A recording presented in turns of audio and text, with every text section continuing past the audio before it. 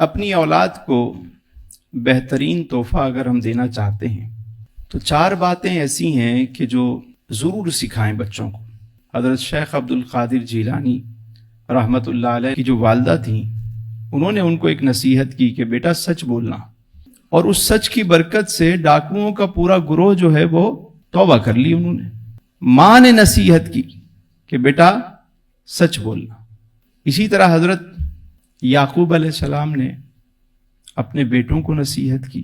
حضرت لقمان علیہ السلام کے بارے میں ملتا ہے، انہوں نے اپنے بیٹے کو نصیحت کی۔ تو نصیحت اگر دل سے کی جائے اور عمل کر کے کی جائے تو وہ اثر کرتی ہے۔ تو بچوں کو 4 نصیحتیں ضرور کرنی چاہیے۔ یہ میری آپ کے لیے بھی ہے اور بچوں کے لیے بھی، آپ جن کی بچے ہیں ان کو ضرور۔ پہلی نصیحت کیا ہے کہ بچوں سے کہیں کہ ہمیشہ سچ بولیں۔ صادق اور امین کا امتی اگر جھوٹ بولے تو بچوں کو نصیحت کیا کرنی ہے ہم نے کہ وہ ہمیشہ سچ بولنا ہے۔ اچھا، بسا اوقات بچہ سچ بول دیتا ہے اور ہم پھر اس کو دھو دیتے ہیں۔ بھئی آپ نے اس سے کہا کہ کچھ بھی ہو جائے آپ نے سچ بولنا ہے، اور اگر اس نے سچ بول دیا ہے تو آپ اس کو پھر گنجائش دیں۔ یعنی بچے کو پتا ہے کہ اگر میں سچ بولوں گا تو مجھے کوئی نقصان نہیں ہوگا، ہاں اگر میں نے جھوٹ بولا تو پھر میری خیر نہیں ہے۔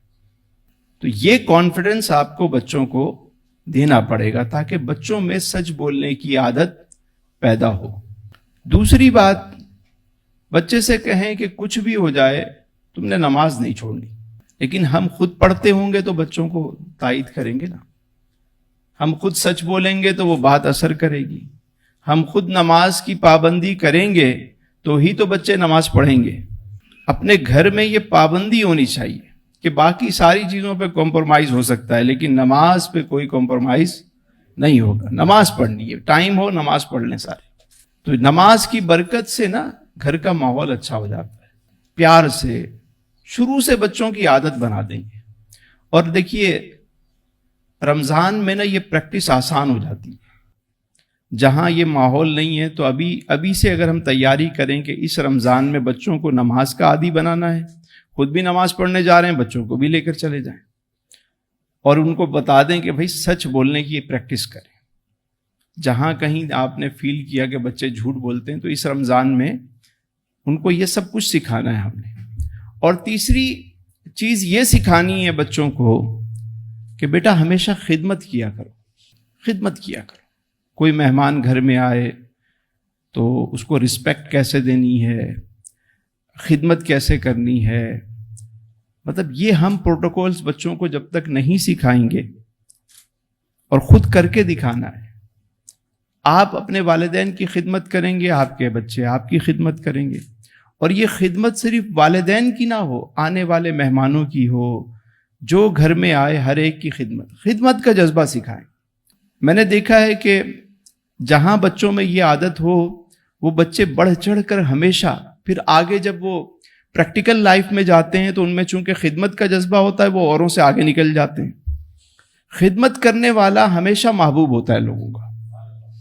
چوتھی بات یہ سکھائیں بچوں کو مشکل سے کیسے نکلا جاتا ہے۔ حالات ابھی آپ کے سامنے ہیں، ٹھیک ہے حالات ہو گئے، اب کس نے دھکا دیا، کون ذمہ دار ہے، مطلب ان بحثوں میں الجھنے کے بجائے یہ سوچا جائے کہ اس گڑھے میں سے نکلنا کیسے۔ بچوں کو مشکلات سے نکلنا سکھانا ہے، انہوں نے سکھانا ہے کہ لوگوں سے مانگنا نہیں ہے، خودداری جو ہے وہ ہمیشہ قائم رہے۔ اوپر والا ہاتھ نیچے والے ہاتھ سے بہتر ہے۔ تو بچوں کو شروع سے سکھائیں کہ بیٹا کسی سے مانگنا نہیں، دینے کی عادت ڈالیں۔ اور مشکلات سے کیسے نکلا جا سکتا ہے، یہ سب سے بڑا اور اہم کام ہے۔ آج اگر بچوں کو ہم یہ سکھائیں، ہماری قوم مایوس ہو رہی ہے، ہمارے بچے نا امید ہو رہے ہیں، ہمارے لوگ نا امید ہو رہے ہیں۔